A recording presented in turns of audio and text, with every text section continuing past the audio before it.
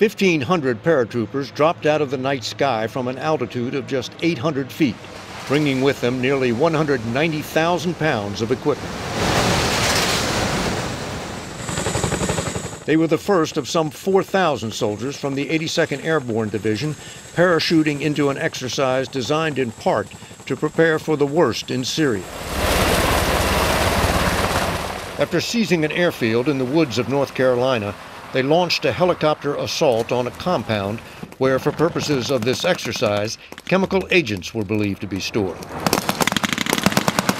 Their mission?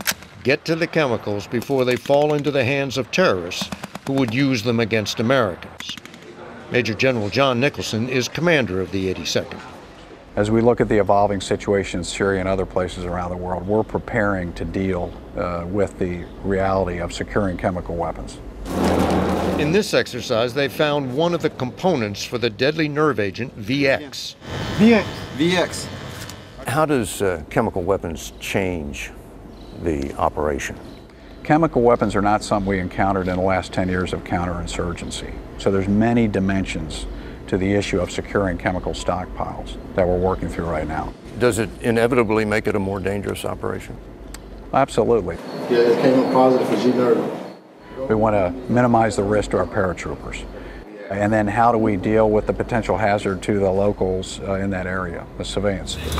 Paratroopers would keep everybody else away until experts arrived to decontaminate the site and arrange for disposal of the chemicals. Do you have special units that are trained and equipped to handle chemical weapons? We do in the United States Army, and they're out here training with us right now.